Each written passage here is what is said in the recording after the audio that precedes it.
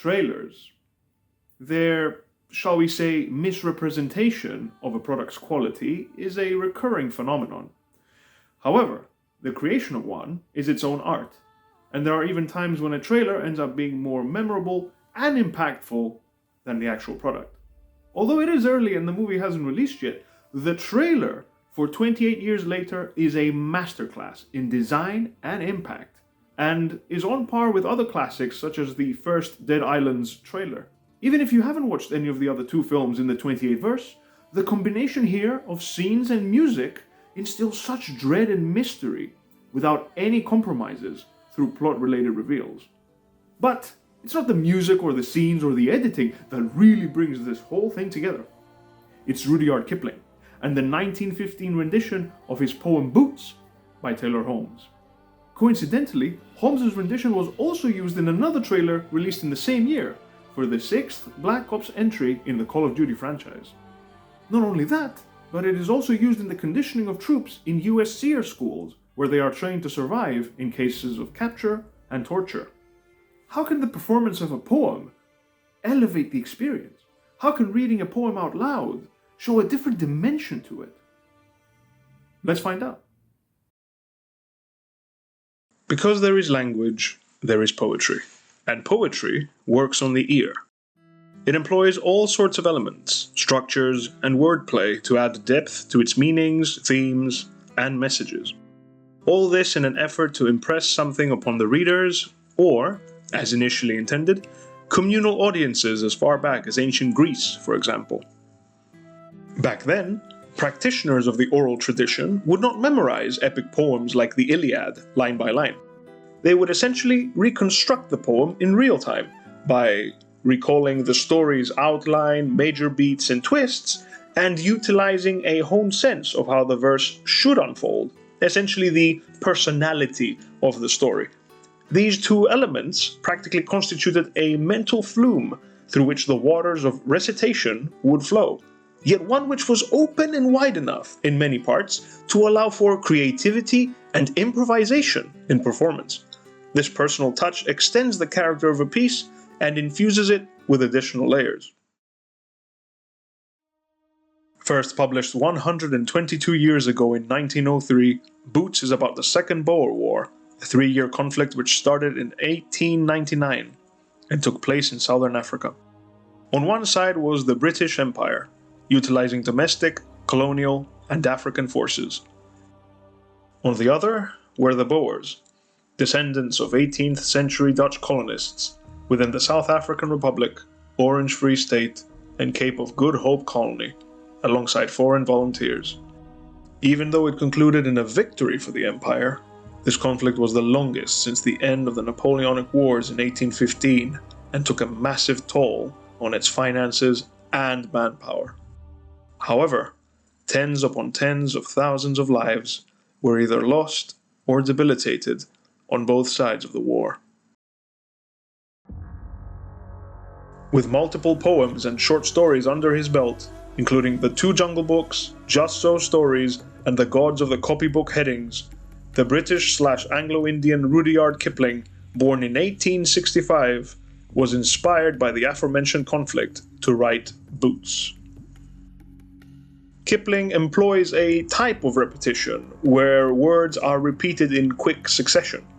This is called epizeuxis, the emphatic repetition of the same word without interposition of others.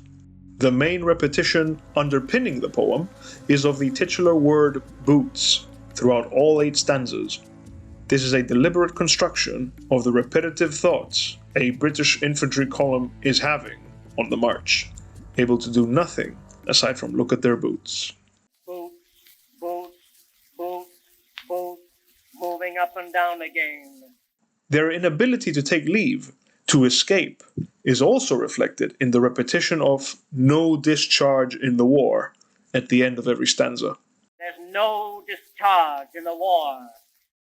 In addition to the repetitive sounds from said boots creating a marching cadence, these 2 elements are combined in an effort to replicate the mental strain soldiers suffer from as they go on and on and on, the madness they fall into. Men Men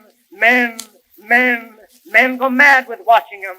Now, punctuation in this type of writing is a convention. Can you completely disregard it for the sake of poetic vision? Of course you can.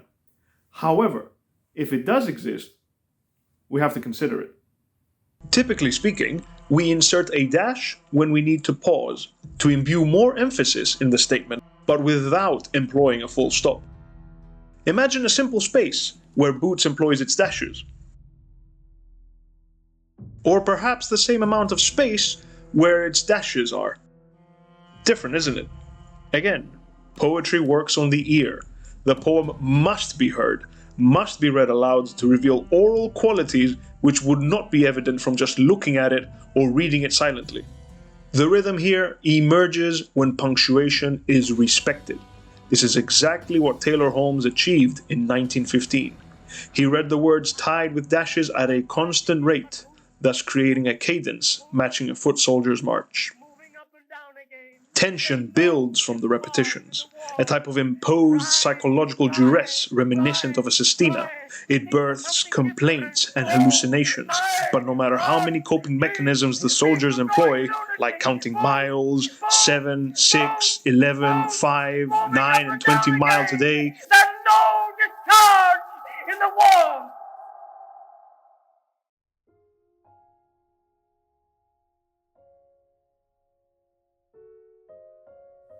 Writing is a skill and is improved through practice.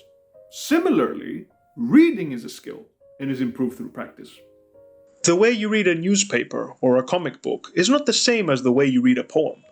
According to Annie Finch, the most important piece of advice for poets starting out, or even people who simply enjoy reading poetry, the ones she calls pure readers, is to read poetry and then more poetry.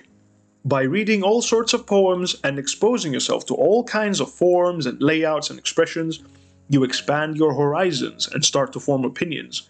You start to realize that you gravitate towards certain pieces, or that you love them and end up reading them at different times in your life, or perhaps that you dislike, maybe even hate others, just like other forms of art, like paintings. Deliberate and attentive reading is also vital because, in truth, practice makes perfect only if practice is perfect. Otherwise, like with anything, adopting bad habits and repeating them will ultimately harm us in the end.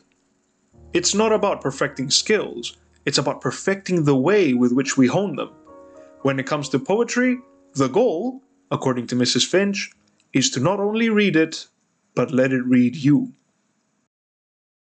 The three pillars of progress on this quest are quality, quantity, and scope.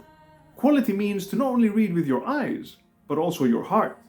To find meaning where, through the lens of knowledge and logic, there might not be one, but through the lens of emotions and feelings, there might be. On top of that, to appreciate craft and construction beyond the confines of ordinary prose. Quantity means the more you read, the larger the knowledge and experiential basis which inform your opinions and shape your taste. Scope is acquired and broadened by reading outside of your favorite genre, which is a great piece of advice for any writer in general because that provides perspective and challenges your notions, your conceptions, and preconceptions. In this regard, the best foot to put forward is accurately described by the late Rifat al-Harir in one of his lectures. Read the poem and read it aloud. Poetry is meant to be read aloud. If you don't read the poem aloud, you still miss a lot. I'm the Grumpy Poet. Good luck with your writing.